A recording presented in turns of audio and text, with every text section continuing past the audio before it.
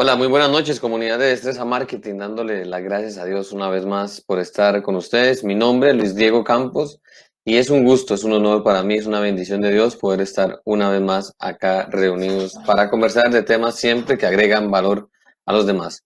Hoy, continuando con la alianza entre Línea Positiva y Destreza Marketing, continuamos con las conferencias de Otro Planeta en Línea Positiva, en las cuales invitan Café Zambito, 100% original de Costa Rica, 100% natural, y el negocio del deporte. Hoy con una invitada que nos acompaña desde México, desde la zona norte de México. Ella es Mercedes Zamora Moreno y dice orgullosamente mexicana, al servicio del aprendizaje del ser humano y de la educación. Me entusiasma aportar mi granito de arena para la transformación de la educación actual, de acuerdo a las necesidades y cambios en los que estamos inmersos. Tiene una licenciatura en Sistemas de Computación Administrativas, máster en Competencias Docentes, una maestría en Dirección y Gestión de Centros Educativos y certificada de Coaching Ejecutivo y Alineación de Equipos del TEC de Monterrey.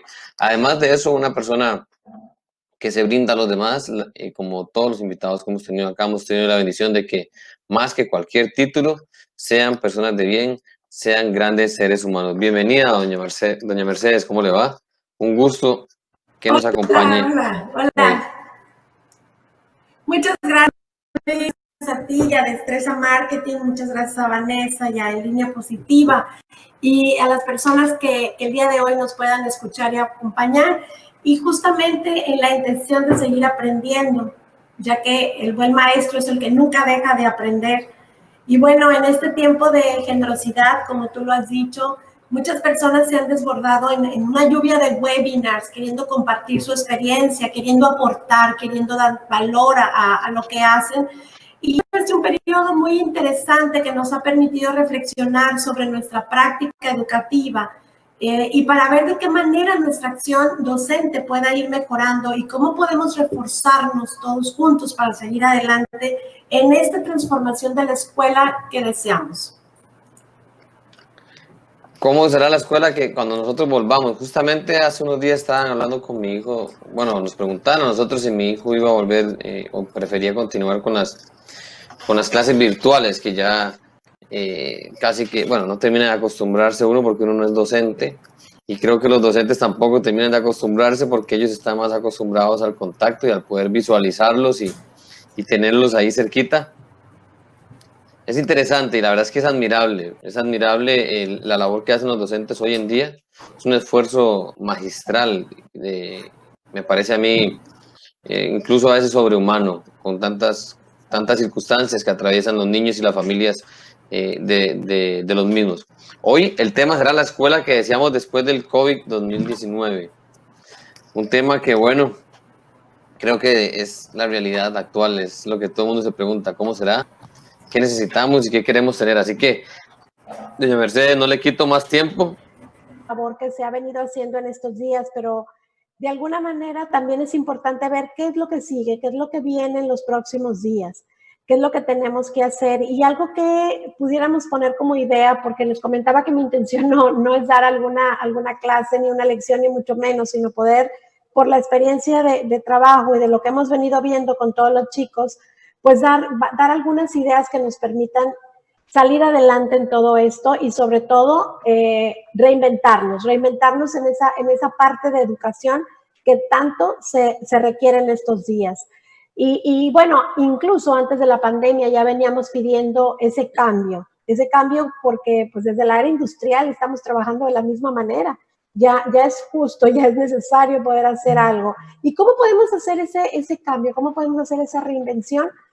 Una de las propuestas que nos hacen algunos autores como Alexandro Barico y Mariana Maggio, que son investigadores de esta parte de la educación a nivel mundial.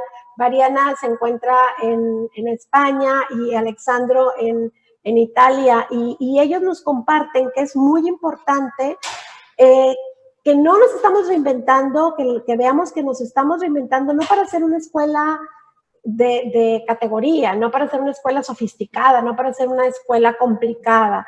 Es para que los chicos, esos alumnos que tenemos, pues de alguna manera se sientan motivados y quieran continuar en nuestras aulas, que no deserten, que no digan, ay, pues ya sabes que ya no voy a ir a la escuela, ya no quiero estudiar, ¿para qué voy? Si me están diciendo que lo que voy a estudiar ahorita probablemente no voy a tener en el futuro el trabajo, no, todavía ya no va a desaparecer, o sabrá Dios que venga y lo demás, entonces mejor ahorita ya me pongo a hacer otra cosa. Entonces, la verdad es que tenemos que encantarlos, tenemos que engancharlos, y una manera de hacerlo es precisamente, les platicaba que Alexandro Barico nos habla de algo muy, muy interesante, y nos dice que ahorita, hoy en día, hay que reconocer que nuestros alumnos ya son seres culturales que ya vivieron esa revolución mental, y entonces ellos ya entienden cómo construir estos vínculos por medio de la tecnología. A nosotros nos cuesta un poco más de trabajo, pero hoy en día hay algo muy interesante. Me hablan de las series de Netflix y van a decir ustedes, bueno, ¿qué tiene que ver una serie de Netflix con esto que estamos viendo? Bueno, aparte de la colaboración, que va a ser uno de los grandes hitos que nos van a dejar huella para poder trabajar en lo sucesivo, y estoy hablando de una colaboración tanto de familias como de comunidades, como de estudiantes, donde todos podamos enlazar esa inteligencia colectiva y pensar que estamos juntos en esto, que vamos a caminar, pero ayudándonos unos con otros. Este autor nos habla y nos dice, ¿saben qué? Ahorita, hoy en día, vayan a Netflix, vean las series, y nos dice, ¿han visto la serie Dark? La serie de Westworld.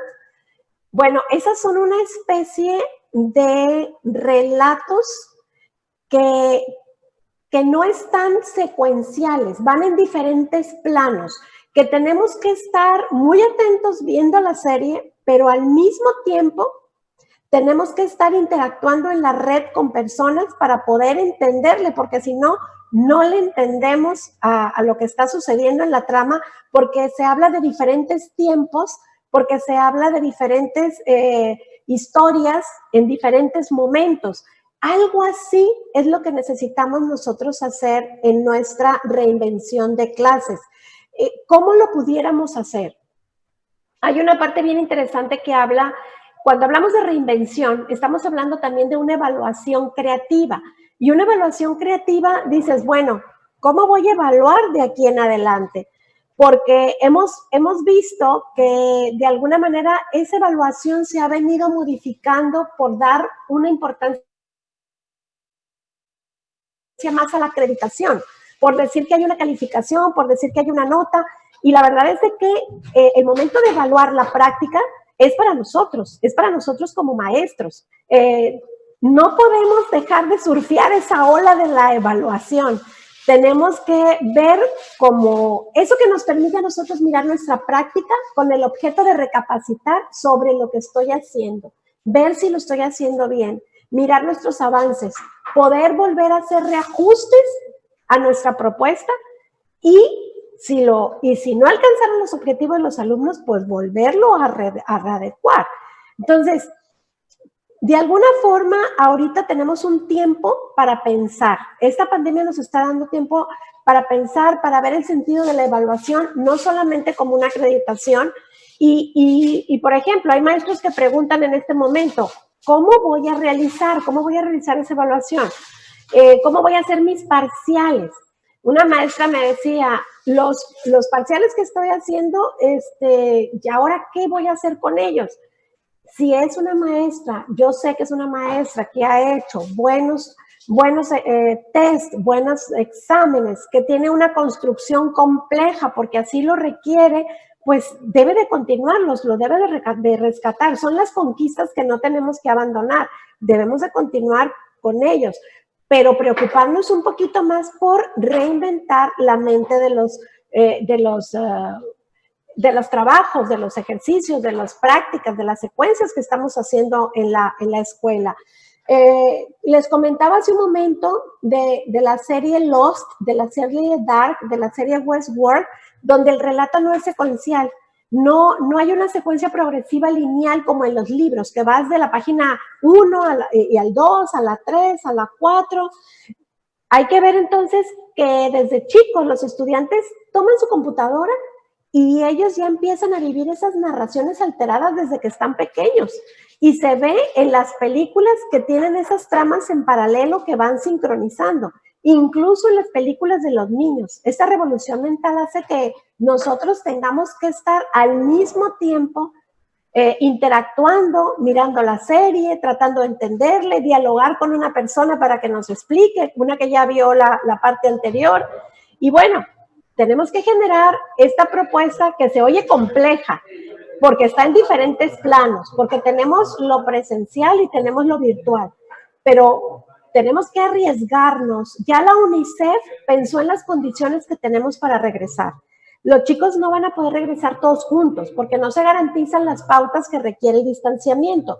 Entonces, seguramente vamos a tener que trabajar una parte, porque así lo están haciendo ya los países europeos, una parte, unas horas, no como antes toda la jornada, y unos grupos sí, otros grupos no, intercalarlos. Entonces, tenemos que ver esta propuesta que no nada más tengamos la mirada puesta en contenidos muy extensos, sino ver qué realmente necesita el alumno, qué es lo esencial, qué es lo importante, y hacer un esfuerzo para que sea una propuesta más incluyente, donde no sea tan importante la calificación, sino el evaluar, y el evaluarlos a nosotros para saber cómo lo estamos haciendo. Los chicos ciertamente extrañan la escuela. Tú le preguntas a un niño ahorita y te va a decir, extraño la escuela, pero la extraña porque extraña a sus amigos. Entonces podemos pensar en prácticas donde sientan que esto que están viviendo es la escuela. ¿Cómo le voy a hacer para que sientan que esto es como la escuela? Si emulamos, por ejemplo, una clase de tiempo de escuela, podemos plantear espacios lúdicos de encuentros, de juegos que puedan extenderse, donde incluso pueda participar la familia, que tengan un sentido educativo, que podamos visitar museos virtuales, pensar en cómo se pueden construir espacios de encuentros, tener esos tiempos de recreación para que sostengan los vínculos, que ahorita eso es lo que más necesitan nuestros alumnos y también nosotros. Nuestro desafío va a ser que vamos a hacer una escuela presencial, pero también vamos a hacer una escuela virtual. Y bueno, ese periodo cortito que van a tener, bueno, más corto, ¿verdad? Hay que valorarlo para que sea realmente un espacio de tiempo de mucha calidad, para que enlace esos dos momentos, lo que estoy viendo en la escuela, en el sitio, en las instalaciones, y lo que estoy viendo en línea. Y esta propuesta, que puede ser temporal, pero es una propuesta, pero es una pedagogía que comprende que tenemos que trabajar en distintos planos a la vez, en estos aspectos presenciales y virtuales. Pues estamos generando aquí una comprensión de que para nuestros niños tiene que ser más rico ese contenido, que pueda ser más atrayente, que pueda centrarse más en lo que el alumno necesita, alejándonos muy probablemente de acabar con todos los libros. No pasa nada si yo no termino de llenar un libro, si no termino de que haga todas las tareas, de que haga todos los trabajos. Hay muchos autores incluso que están en desacuerdo con tanta tarea. Y la verdad es que tendríamos que acercarnos a ese alumno desde hace tiempo, desde hace rato, que tendríamos que acercarnos de una manera más corporal. Y digo corporal con el alma, con los gestos, con el tono de la voz, con ser más cálidos. Si un niño nos pregunta, si nos hace una pregunta, pues decir, oye, qué buena pregunta me hiciste. Esta pregunta puede ser motivo para hacer un ejercicio en la clase. Lo podemos llevar para que todos lo puedan hacer, para compartirlo con tus compañeros. Y la cosa es que el alumno sienta que nos interesa, que él es la parte interesante, que lo dejamos opinar y preguntarles, porque a final de cuentas ellos son los protagonistas de esto. Ellos son la parte más importante. Sí, es verdad, tenemos a la Secretaría de Educación Pública, lo que son los ministerios de educación, que nos dice, tienen que acabar con todos estos contenidos y se tienen que evaluar, pero ahorita estamos viviendo un tiempo en donde se nos está dando una cierta autonomía, y no quiere decir que sea una autonomía donde vamos a hacer lo que queramos, es una autonomía que nos permita elegir y decidir muy bien qué es lo que necesitamos brindarles a nuestros alumnos. Este es un momento súper importante. Yo creo que va a ser uno de nuestros desafíos más fuertes.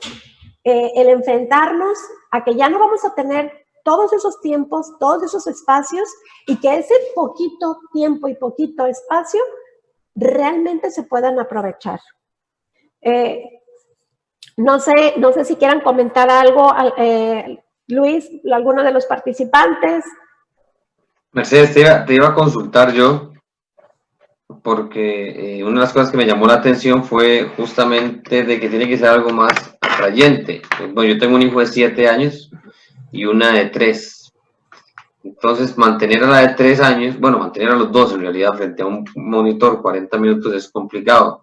Y más aún cuando uno a veces a mí me toca, o a alguno, mi esposo a mí nos toca estar solos, entonces tiene que estar de un lado para otro, uno viendo a ver, y hay como que escoger, uno tiene como que escoger, me quedo con esa parte de ser más atrayente. Definitivamente ya la educación no va a ser igual, además de que ya venía una tendencia de evaluar más por competencias que por memorización, eso es una realidad, ya venía, digamos que esto vino como a acelerar un poco ese proceso, creo yo. Así es. A evaluar más por competencias y no tanto por memorización. ¿Qué tipo de actividades? Porque tengo a varias maestras acá conectadas. Bueno, saludos a Argentina, a María Soledad Duque, un abrazo. A Laura Falla, de nuevo, que es docente, Pamela Ruiz, que es docente, Jacqueline Saborio, que es docente, Noé Zúñiga, que es docente también. Tengo varios docentes que me gustaría también que participen y pregunten o hagan algún comentario sobre sus experiencias actuales. Definitivamente es bastante complicado, pero ¿qué tipo de actividades? Porque vamos a ver, si evaluamos por competencias, no es lo mismo estar frente a los niños y ponerlos a hacer actividades que hagan que sus competencias afloren, es decir, que sus competencias se potencien. No es lo mismo a la hora de ser virtual. Te lo digo porque lo vivo en carne propia, es decir, sí. Una clase de física, por ejemplo, virtual, mi hijo le duele el tobillo que cada tres ejercicios, ¿verdad? Dice que le duele el tobillo y se sienta. Pero, o sea, es un tema complicado. ¿Qué tipo de actividades podríamos hacer? Ok. Fíjate que es muy importante el hecho de poder ver alrededor, ver lo que está pasando. Una secuencia didáctica se planea en base a alguna problemática, alguna necesidad, y esa la puede dar un mismo niño. Un niño puede decir, ¿por qué ahorita, vamos a suponer lo que nos pasó ahorita, ¿por qué el internet está fallando? ¿No? ¿Por qué no tenemos una buena señal? ¿Por qué se nos calla cada rato, maestra? ¿No? Es un ejemplo. Y de ahí partir, ver realmente, enseñarle al niño a llevar esa pregunta y convertirla en un problema y ver cuál es realmente la causa, y sobre eso hacer una planeación. Y ¿sabes una cosa, Luis?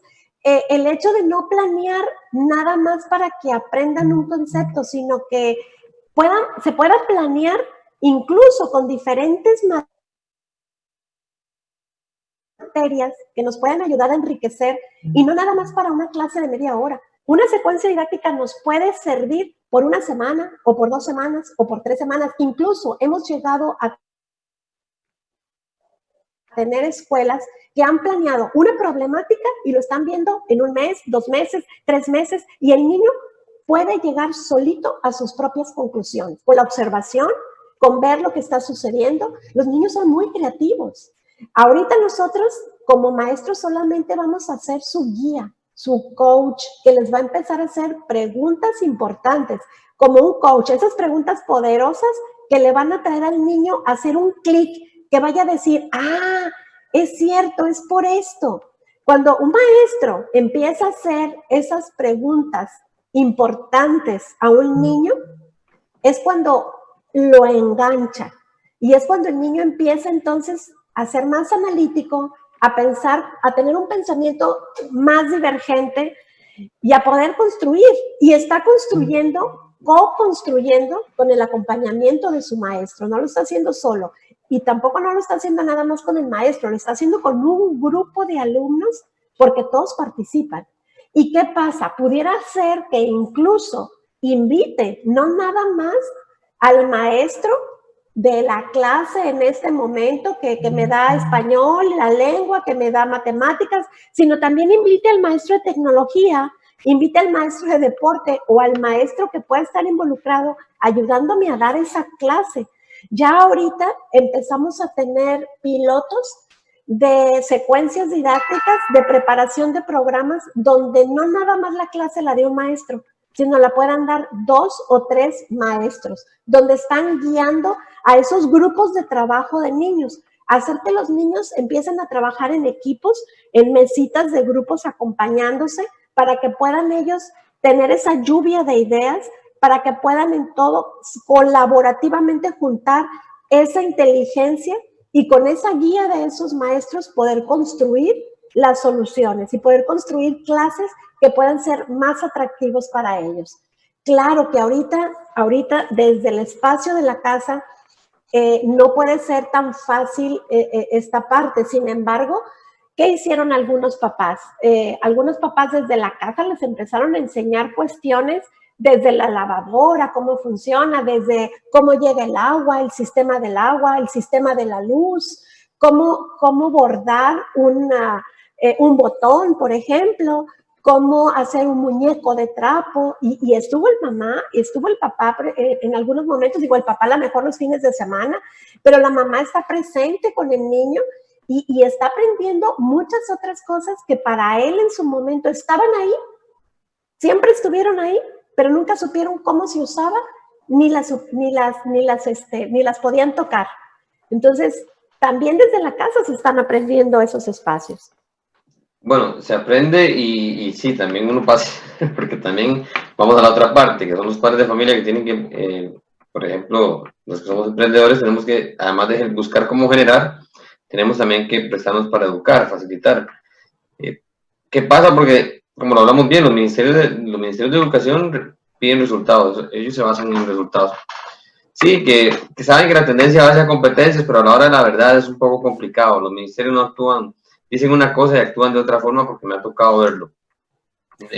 Salen a la luz diciendo una cosa y que van a evaluar por competencias y al final toman una docente y le piden resultados basados en memorización o cosas diferentes. Le cuento, dice María Soledad Duque de Argentina: sin duda, nuestros sistemas educativos deben dar respuestas a los niños y jóvenes de hoy.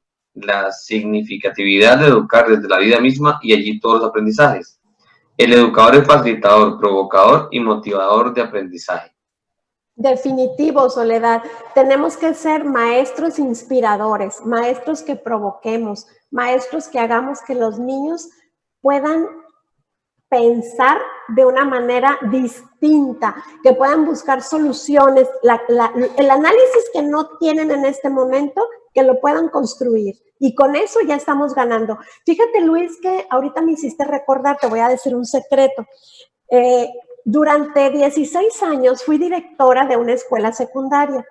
A mí me encantó trabajar el área de bachillerato, lo que es el preparatoria, pero la secundaria se me hizo un reto súper interesante porque son alumnos que ni son niños chiquitos, ya son jovencitos, adolescentes que empiezan con la pubertad, pero no son tan maduros como los de bachillerato y entonces sacan muchas cosas como la parte de las emociones, la parte de la injusticia, la parte de todo en contra de la autoridad, ¿no? Todo ese tipo de situaciones que llegan a pasar. Y yo me acuerdo que yo les decía a los maestros, yo fui, curiosamente, me tocaba ser presidente de una academia de maestros aquí regional. Y los maestros, yo les decía, muchachos, vamos a hacer lo que nos dice el Ministerio de Educación. Por supuesto que sí. El Ministerio de Educación, ¿qué es lo que quiere? ¿Cuál es el propósito de la educación? Formar hombres y mujeres para el bien, en la mejora, en todos sus habilidades emocionales, físicas, cognitivas, etc. Es muy ambicioso. Eso lo podemos hacer de varias formas, no nada más siguiendo un libro, Luis. Yo les decía, ¿dónde dice que el propósito de la educación es que te acaben los libros? Que tengas que llenar todo eso con tareas, que tengas que hacer todas esas maquetas que a veces no te sirven para nada.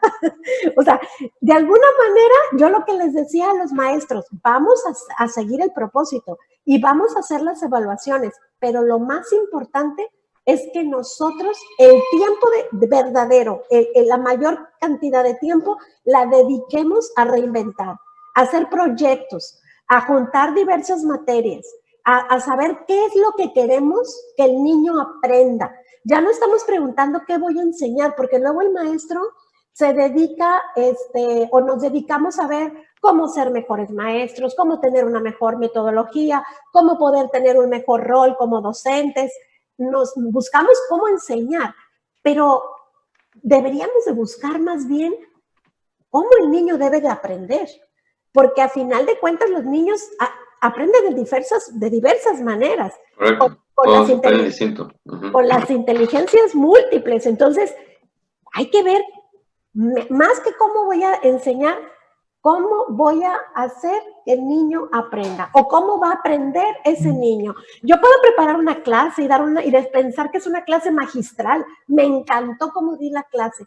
Tú le preguntas a un niño, ¿cómo dio la clase? Y yo salí emocionadísima. Y el niño te va a decir, X, normal, pues como todas, ¿no? Entonces, es un desafío muy grande ahorita para el maestro, por eso es que nos tenemos que reinventar, por eso es que tenemos que buscar todo eso. Y yo te hablaba de las series y les hablaba a todos ustedes de las series, porque de veras me llamó la atención. De pronto dije, ¿cómo que una serie nos va a enseñar más didáctica que lo que hemos visto en pedagogía? Increíblemente, o sea, tenemos que estar ahorita también en el canal de los chicos. Ellos están más revolucionados mentalmente por la parte del vínculo de la tecnología. Entonces, tenemos que entrar a todo eso. Totalmente. Imagínate que ahora incluso mi hijo, aquí es de la tecnología. Esas transmisiones, estamos en el canal también de YouTube de Destreza Marketing. Y entonces, mi hijo agarró la tablet de él y me decía, papá, usted está en YouTube. Entonces le dije yo, sí, hijo, ahí estamos en YouTube. Y me dice, pero tiene muy pocos likes. Entonces, literalmente me dijo lo que tenía que decirle a las personas. Tienes que decirle, dale like, suscríbete y toca la campanita. Me dice, papá, usted tiene que decirle, dale like, suscríbete acá y toca la campanita para tener más notificaciones. Él a mí, de 7 años, le doy muchas gracias. Te iba a comentar, ustedes, mis hijos están en una escuela que se llama Chirripó School, acá en Heredia. Ellos hacen un esfuerzo enorme, tanto para desarrollar competencias en los niños como para también quedarle bien al ministerio. Por eso es que te digo el tema de que es complicado a veces lograr quedarle bien a todo el mundo. A mí me quedan bien con evaluar competencias. Yo no estoy muy a favor de las tareas ni de que lleguen tras de estar muchas horas en el kinder o la escuela, pasar con tareas a la casa. Pero bueno, si hay que hacerlo, hay que hacerlo. Uno tiene que aprender a seguir directrices. Pero sin duda alguna yo lo veo un esfuerzo titánico actual. O sea, es titánico el esfuerzo que hacen para lograr mantener a los niños y lograr esa conexión que antes se tenía en el día a día. Lo he visto un día, hace poco, incluso la maestra de mi hijo mayor, de Luis Fabiano, ella hizo una actividad muy bonita que les cambió la dinámica y la hicieron, lo que iba a ser una clase la hicieron diferente, y ya con eso los chiquillos otra vez como que tomaron otro aire, porque se cansan también, o sea, se cansan de Mi hijo es uno que empieza a los 20 minutos. ¿Cuánto falta, teacher? ¿Cuánto falta, teacher? Pues yo digo, ay, Dios mío, pobrecita la teacher. Y Luciana, mi hija, es una que, digamos, ella tiene 3 años, y entonces cuando ella está frente al monitor, cuando la veo así, o si no la veo haciendo flores, y entonces cuando yo la voy a regañar, bueno, regañar a Luciana, decirle, Luciana, ponga atención, ella me da un beso. La manipulación total. Hermosa, Pero hermosa Luciana. es un tema que ya va a pasar a ser más normal. Esa nueva Sí. normalidad va a tener que ser normal. En algún momento creo que las instituciones van a tener que jugar con ese virtual presencial. Sí, así es. Y fíjate que ahorita que me decías de Luciana y de tu hijo, yo creo que nada les quita más las ganas de estudiar a los niños que después de un día de 5, 6 horas sentados de clase o en la pantalla, en la clase virtual, todavía les dejemos una cantidad de tareas para hacer y que el papá y la mamá nos estemos presionando, los gritemos, en el peor de los casos, para que hagan una tarea. Y yo me preguntaba, de verdad, cuando veía y revisaba algunas tareas, que eran unos copy-paste y ya nada más lo mandaban y por la noche una niña me decía, bueno, más bien me decía una niña, yo hago la tarea hasta las 9 de la noche, porque hasta esa hora llega mi amiguita de su clase de ballet y es a la hora en la que me puede pasar la tarea. O sea, con aquella naturalidad Sí. con la que me lo decía. Entonces, si deseamos ayudar a nuestros niños, dice un autor, Sir Ken Robinson, nos dice, tenemos que ayudarlos a encontrar su elemento. Y el elemento es precisamente eso que a ellos los hace que se apasionen, los hace que les guste, los hace que se anclen en la clase. Y muchas veces ese elemento también puede ser el afecto, puede ser la comprensión, puede ser el carisma, puede ser la empatía que está haciendo el maestro con ellos, porque un maestro empático, un maestro que sabe que es muy cansado estar enfrente de la pantalla, pues también los puede hacer y poner a hacer alguna actividad que a ellos los despierte, los motive, pero estamos más preocupados por acabar los contenidos. Entonces, yo lo que les decía a mis maestros, dejen a un lado lo que nos está diciendo el ministerio. Pero ¿cómo vamos a dejar por un lado? No va a pasar nada. Te aseguro que cuando termines ese proyecto, donde estás buscando toda ese aprendizaje y ese conocimiento que ya va a estar aterrizado de una manera significativa, el niño va a poder resolver el ejercicio. ¿Y sabes qué hacíamos? Les terminaban el proyecto en 1, 2 meses cuando eran los exámenes bimestrales y en 3 meses cuando eran los exámenes trimestrales. Les dábamos a contestar los exámenes como si fuera un ejercicio, porque la palabra examen nada más para ellos era algo que los ponía a temblar, y les decíamos, contesta este ejercicio, pero era un ejercicio, era el examen, y ellos pensaban que era un ejercicio, y en algunas ocasiones les ponía a hacer con libro abierto, contra tiempo, contra el reloj, en computadora, y lo podían hacer. ¿Por qué? Porque no es concepto, es habilidad, es de hacerlo realmente hábil. ¿Sabes dónde salía el mal, Luis? Cuando el examen estaba diseñado para contestar preguntas conceptuales. Cuando el examen estaba elaborado y diseñado sin tener un propósito de evaluación creativa. Y cuando un examen no está hecho creativamente, es porque muy seguramente nuestra práctica tampoco fue creativa. Claro, claro, definitivamente es, bueno, creo que por la experiencia aprende mejor el ser humano, tanto en niños como adultos. Creo que nosotros recordamos mucho la experiencia, recordamos muy poco lo que se nos impone. Este desarrollo de capacidades o de competencias de nuestros chicos hoy en día, decía una vez en una conferencia que estaban participando, y decían, es que los niños no leen. A mí me tocó trabajar también para el sector educativo en varias etapas de mi vida. Entonces decían, los niños no leen. Yo decía, no, sí leen, pero leen de forma distinta que nosotros. Que nosotros leíamos con hojas, ellos leen con computadora, ellos están constantemente viendo subtítulos, están viendo el play, están viendo letras, están identificando, obviamente por imágenes, las palabras. Ellos leen, pero leen de otra manera. Nosotros estamos en la necesidad de comprenderlos y adaptarles esa tecnología a su educación o a su aprendizaje, definitivamente.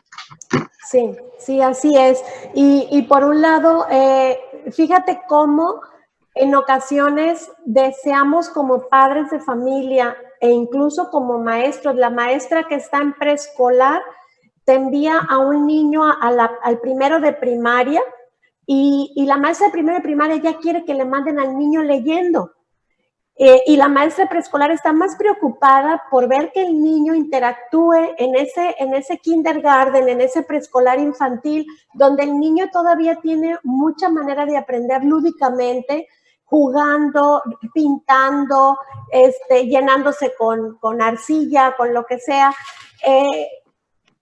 Creando realmente todos sus estadios que necesita emocionalmente, donde pueda sentirse seguro. ¿Y qué pasa? Pasa a la primaria, donde ya está un contenido muy arduo, muy ambicioso, que no podemos terminar de llenar en libros y que queremos que un niño de primero de primaria ya venga desde el kinder con lectura, cuando por estadística hemos visto que el tope más alto para que un niño pueda aprender una nueva lengua es a los 7 años. Y nosotros queremos que desde los 4 años el niño ya aprenda. Y hay algunos papás que me decían, quiero meter a mi hijo desde los 5 años a la primaria. No importa, para que vaya ganando terreno. No está ganando porque todavía no está reforzado toda esa base que necesita tener el niño en su primer periodo de infantil. Entonces, sí, es bien interesante lo que me dices. Y la manera como aprenden a leer es la manera también como van a aprender a comprender. Y ahorita mucho de la comprensión es algo de las cuestiones más, que más se le dificultan a los alumnos. No entienden un ejercicio, no entienden una resolución de un desafío matemático porque no están comprendiendo lo que están leyendo. Entonces, sí necesitamos tener un trabajo todavía muy bien focalizado en esos primeros años donde estamos dándole la lectura. Vamos a querer darles la lectura, entonces hazle a un lado todo esto que puede ser un contenido muy extenso y que ahorita lo está presionando. Sí, correcto. No es lo mismo leer o memorizar que comprender lo que están leyendo. Mercedes, bueno, hay muchísimos puntos acá que quedan ahí pendientes para una próxima reunión. El tiempo pues nos gana con esto de las transmisiones. Me encanta mucho como cuenta la experiencia de que en algún momento tuvo una institución donde, vamos a ver, porque también la gente puede malinterpretar y decir, bueno, entonces no le hacemos caso al ministerio. No, o sea, se evalúan las competencias, se evalúa lo que el ministerio tiene, pero de otra forma. Le damos ahí una vueltita a la cuestión y lo hacemos un poco diferente. Así es. Tenía razón, bueno, mi hijo a los 6 años ya leía y escribía, digamos. Fabianito, él lee y escribe desde los 6, ya entró primero leyendo y escribiendo. Y pasaba algo curioso, entonces se aburría.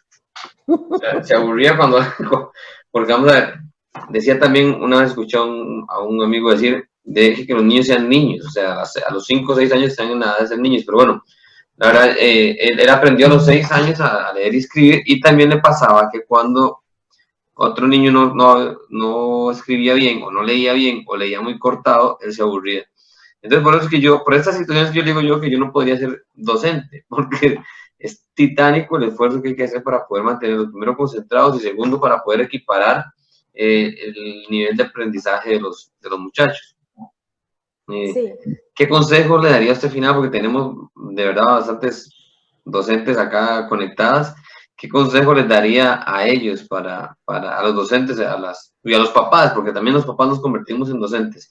Y para nosotros los papás es difícil tener paciencia, comprensión, ¿verdad? Hacia estas metodologías. Yo creo que ahorita una de las preguntas muy interesantes que podemos hacernos como docentes es, ¿qué quiero que aprendan mis alumnos? Y en esa autonomía que tenemos en este momento de poder diseñar nuestras clases, poder elegir lo mejor, poder decidir qué es lo más relevante, qué es lo más importante. Y con eso importante y con eso que necesita el niño va a cambiar nuestra visión de lo que va a ser una clase. Y sobre todo, poder acompañarlos en sus emociones, el poder estar ahí con ellos, el saber que cuentan con nosotros, el siempre tener ese abrazo, esa calidez, que puedan sentir nuestro amor, nuestro afecto, que sepan que cuentan con nosotros y que estamos ahí simplemente para levantarlos. Si ellos se caen en ese momento, ahí estamos para levantarte. Y que puedan ver la escuela como ese espacio donde aprenden, pero donde también son felices. Correcto, sí, definitivamente el que ellos sientan que nosotros comprendemos su nueva realidad es importante. Y es la nueva realidad de nosotros también. Tenemos que aprender a enseñarles cómo sobrellevar la crisis y que no es nada fácil. También para los padres de familia, los docentes, sabemos que no es nada fácil. Pero bueno, rodeándonos de personas que nos ayuden a crecer, sin duda puede aliviar la carga. Nos dicen desde Argentina, otra vez María Soledad Duque nos dice, muchas gracias. Muchos temas para seguir charlando, sigamos generando conciencia y necesidad de cambio. Si esa es la finalidad de nosotros, completamente, generar conciencia de cambio. Dice Guido Romo desde Ecuador. Les saludo desde Ecuador, felicidades a la expositora, muy enriquecedora, muchos éxitos. Así que como ves, Mercedes, tuvo una bendición, a pesar de que la tecnología nos quiso jugar una mala pasada, pues nos ven desde Colombia, Argentina, Ecuador, Estados Unidos también nos ven, México, Costa Rica, también nos ve Guatemala, y en Francia nos verán mañana cuando Vanessa comparta esto en París. De verdad quiero agradecerte, Mercedes, por el tiempo, por querer aportarle valor a las personas, a los docentes. Ellos también tienen que entender que hay mucha gente que los apoya. De mi parte tengo mi respeto y mi admiración a todos los docentes. Tengo muchísimas compañeras y compañeros que son docentes y pues se las trae. Ser docentes en estos tiempos se las trae para tratar de que darle bien a los papás, que darle bien a los niños, que darle bien al ministerio, que darle bien al esposo o a la esposa. O sea, eso es todo un tema. Yo no podría haber sido docente. Y a tus propios hijos, a tus propios hijos de los docentes. Sí. Correcto. Correcto. De parte de nosotros, de Destreza Marketing, pues queremos darte un presente, algo significativo por haber colaborado y agregado valor a las personas, ser un generador de cambio para el mundo. Queremos darte nuestro certificado de participación en conferencias de otro planeta en línea positiva de parte del equipo de Destreza Marketing y en línea positiva con Vanessa Maneiro. Gracias, Mercedes, por estar con nosotros y te invito a despedirte de las personas que nos están observando en este momento. Muchísimas gracias a todas las personas que en este momento nos acompañaron. De verdad que esta labor es tan loable y tan llena de satisfacción, porque ahorita tendríamos que pensar qué estamos haciendo hoy para sentirnos realmente orgullosos el día de mañana, porque lo que tenemos en nuestras manos son almas, son seres, son personas, y vamos a ser parte de ellos para toda la vida. Muchas gracias, Mercedes. Acá voy a despedirme de personas que se han conectado también, de Javier Loaiza, Pamela Villalobos y demás que no puedo ver ahorita por la computadora. Agradecerles a todos, agradecerle a usted, Mercedes, agradecerle a tu esposo, a tus hijos por la ayuda que nos brindaron hoy. Costa Rica es su casa, bienvenidos cuando gusten. Y si no vienen, nosotros vamos a México, no hay problema. Algo hacemos para reunir las familias. Así que, Mercedes, de parte de todo el equipo de Destreza Marketing y de Línea Positiva con Vanessa Maneiro, muchísimas gracias por haber estado con nosotros hoy. Gracias a ti, Luis. Pura vida. Pura vida. Pura vida. Y a toda la comunidad de Destreza Marketing, pues gracias por haber estado con nosotros. Gracias por haber tenido la paciencia de esperar durante el problema que hubo técnico con el Internet. A esos docentes, amigos docentes que conozco, a esos padres de familias que hoy hacen un esfuerzo a seguir para adelante. Hay muchas personas que están enfocadas y estamos en la misma línea de crecimiento, de apoyarlos. Los admiramos muchísimo. Así que espero que este programa les haya gustado. Y de parte de Café San Vito y de parte del negocio del deporte, un honor haber compartido con ustedes hoy. Como decía la Madre Teresa de Calcuta, que todo aquel que llegue a tu vida no se vaya sin antes ser mejor y más feliz. Así que nos vemos, un abrazo, pura vida. Chao.